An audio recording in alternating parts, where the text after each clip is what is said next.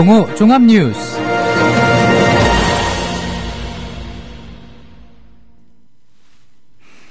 (1월 7일) 국민라디오 정오 종합뉴스. 오늘의 주요 뉴스입니다.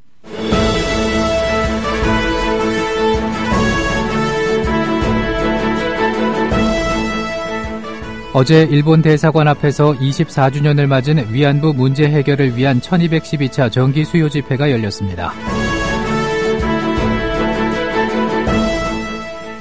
군과 정보당국은 북한이 어제 단행한 4차 핵실험 징후를 사전에 포착하지 못해 대북 감시망에 구멍이 뚫렸다는 지적을 받고 있습니다. 고용노동부가 전직 대학 총학생회 회장 등에게 노동개혁 찬성 인터뷰를 요구해 당사자들의 반발을 사고 있습니다. 더불어민주당을 탈당한 김한길 전 공동대표가 오늘 안철수 신당에 합류할 것으로 전해졌습니다. 국민라디오 정오종합뉴스 잠시 후 시작합니다.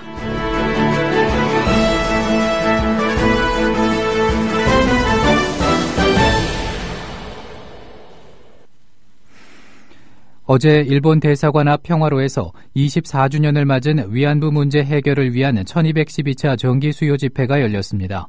수요 집회는 부산, 광주, 제주 등 전국 주요 지역과 미국 로스앤젤레스와 독일 베를린 등 세계 12개국 40여 개 지역에서도 함께 진행됐습니다. 정신대 문제대책협의회 윤미향 대표의 발언의 일부를 들어보시겠습니다. 사실은 1992년 1월 8일 이곳에서 수요 시위가 시작될 때 지나가는 시민들도 할머니들을 향해서 별로 대수롭지 않은 시선들을 보여주었습니다. 아무리 외쳐도 이 주변의 빌딩들은 굳게 문을 닫아놓고 있었고 지나가는 시민들도 문을 닫고 그저 당신들의 문제, 그저 할머니들의 문제, 우리와는 상관없는 문제라고 생각을 하며 그렇게 거리를 지나치기만 했습니다. 한국 정부 침묵했습니다. 할머니들의 92년 8월 유엔에 직접 참석해서 그 끔찍한 아픔을 직접 입술을 열어 증언할 때도 한국 정부 유엔에서 발언도 하지 않았습니다. 이제 우리가 일본군 위안부 문제의 정의로운 해결을 위해서 오늘 12개국 45개 도시에서 함께 외치고 있는 분들과 손잡고 할머니들과 손잡아 정의로운 해결로 나갔으면 좋겠습니다. 굴욕적인 협상 철회하고 재협상할 수 있도록 저희가 앞장서겠습니다. 시민들과 함께 손잡고 가겠습니다. 그리고 우리가 재단을 만들었으면 좋겠습니다. 전국 각 지방자치단체 평화비를 세우고 세계 곳곳에 위안부 피해자들이 끌려갔던 현장에 할머니들의 울음이 조선에서 아시아에서 각지에서 끌려갔던 그 여성들의 고통이 배어있는 역사의 현장에 평화비를 세우는 그런 활동들을 우리의 몸으로 우리의 손잡기로 함께해 나갔으면 좋겠습니다. 그것을 여러분들 이곳에 함께하고 계신 제시민사회단체 여러분 그리고 문화예술가 여러분 개인 여러분 정치가 여러분 그리고 심지어는 정부에게도 외칩니다. 이제 우리가 그 힘을 만들었으면 좋겠습니다. 고맙습니다 여러분. 다음 소식입니다. 어제 수요 집회에 참석한 일본군 위안부 피해자 이용수 할머니는 우리 후손들 손녀들에게 두 번 다시 피해가 돌아가지 않도록 반드시 위안부 문제를 해결하겠다고 밝히며 눈물을 흘렸습니다. 이용수 할머니의 현장 발언 일부를 들어보시겠습니다. 안녕하십니까? 역사의 산적인 이용수입니다. 우리 조그마한 학생이 저 앞에 앉았습니다. 뭐를 알고 이 추운데 맨 땅에 앉아서 쳐다보니까 쌍긋쌍긋 웃어가면서 이렇게 앉았습니다. 그래서 저는 또다시 아니다.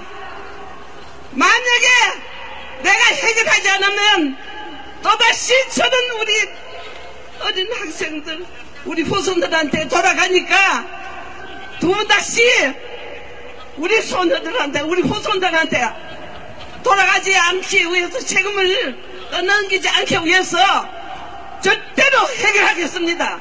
저 나이 우리 나이로 하면 89입니다. 운동하기 좋은 나이입니다. 여러분 어떻습니까? 여러분들 보니까 해결해 주시는데 저도 앞장서겠습니다. 감사합니다.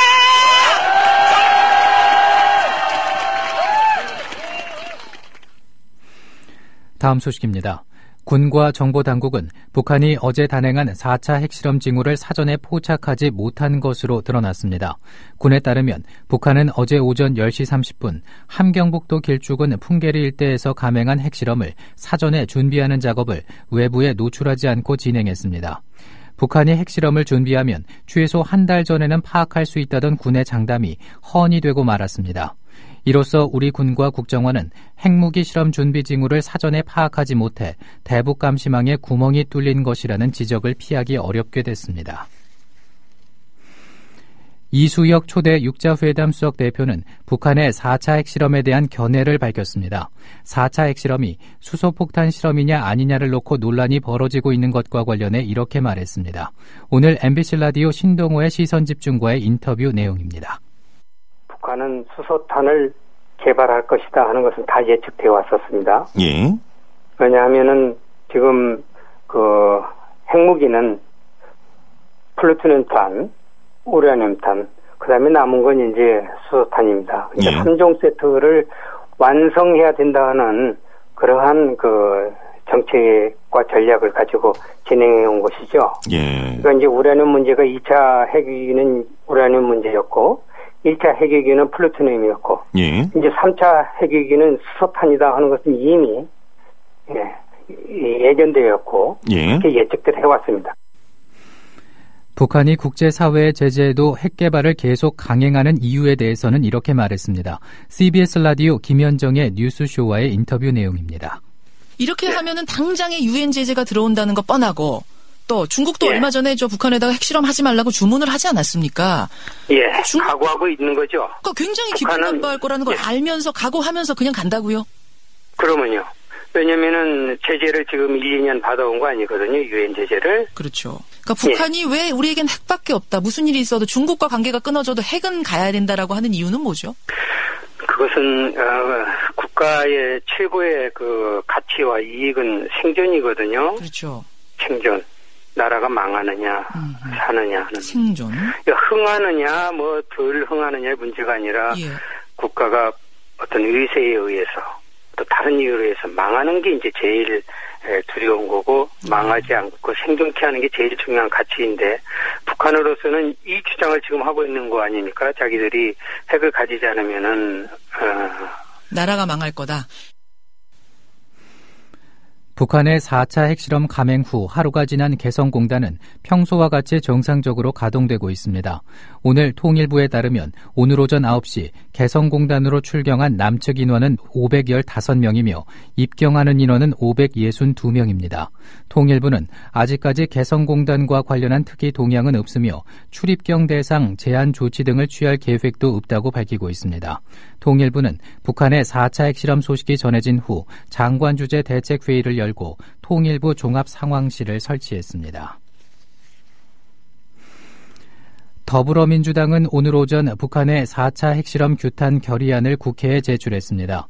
박 대변인은 더민주는 대한민국 정부가 북한 핵실험 사태에 대한 모든 책임 있는 조치를 취할 것을 강력 촉구하고 유엔 등 국제사회와 공조체제를 통해서 북핵을 폐기할 수 있는 근본적 해결책 마련을 촉구한다고 밝혔습니다.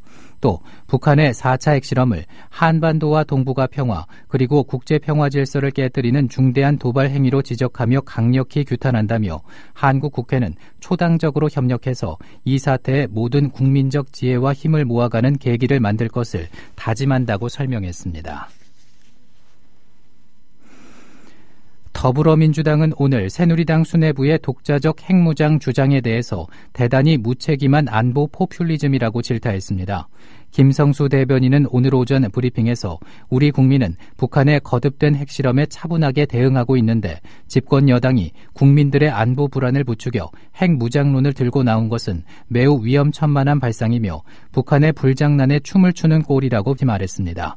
이어 김 대변인은 한반도 비핵화는 1992년에 남북이 공동 서명한 것으로 절대 우리 스스로 무너뜨려서는 안 되는 원칙이라며 핵무장이나 전술핵 재배치 주장을 수용할 수 없음을 거듭 분명히 했습니다. 더불어민주당을 탈당한 김한길 전 공동대표가 오늘 안철수 무소속 의원이 주도하는 신당에 합류할 것으로 전해졌습니다. 김 전 대표와 안 의원은 오늘 국회의원회관에서 오찬 회동을 갖고 이 같은 내용을 발표할 예정입니다. 김 전 대표에 이어 김한길계 의원의 탈당과 합류가 이어질 경우 신당의 새 규합에도 속도가 붙을 공산이 큽니다. 김 전 대표와 안 의원은 어제 저녁 서울 시내 한 호텔에서 1시간여 독대하며 합류 시기를 조율한 것으로 전해지고 있습니다. 고용노동부가 전직 대학 총학생회 회장 등에게 이른바 노동개혁 찬성 인터뷰를 요구해 당사자들의 반발을 사고 있습니다. 서재우 고려대 전 총학생회 회장은 어제 페이스북에 지난 월요일 고용노동부 청년고용기획과로부터 노동개혁과 관련해 청년들은 어떻게 생각하는지 인터뷰를 하고 싶다는 전화가 왔다고 밝혔습니다. 고용부는 하루 뒤 서 전 회장에게 노동개혁이 한시라도 빨리 마무리돼 청년들에게 희망을 주었으면 좋겠다는 내용으로 짠 인터뷰 각본을 문자 메시지로 보냈습니다. 서 전 회장은 본인들이 정해진 틀대로 해달라는 것은 인터뷰라고 보기 어렵지 않냐며 비판했습니다. 최경환 경제부총리 겸 기획재정부 장관이 어제 중소기업진흥공단에 인사청탁을 했다는 의혹으로 검찰에 고발당했습니다. 청년유니온, 청년광장, 민달팽이 유니온 등은 어제 최 부총리를 직권남용과 업무방해 혐의로 서울중앙지검에 고발했습니다. 이들은 고발장에서 최 부총리는 2013년 중소기업진흥공단의 신입사원 채용 당시 자신의 지역구 사무실에 근무한 황 모 씨가 중진공에 입사할 수 있도록 부당한 압력을 행사한 정황이 뚜렷하다며 이는 국회의원으로서 직권을 남용한 행위이자 중진공의 신입사원 채용 업무를 방해한 행위라고 고발 이유를 밝혔습니다. 오늘은 전국이 대체로 맑겠으나 전라남북도와 제주는 구름 많겠습니다. 전국의 낮 최고 기온은 0도에서 8도로 어제보다 조금 낮겠습니다. 서울의 지금 기온은 영하 2.6도, 습도는 43%입니다. 정오종합 뉴스를 마칩니다. 제작 이정일, 진행의 아나운서 정승조였습니다. 국민라디오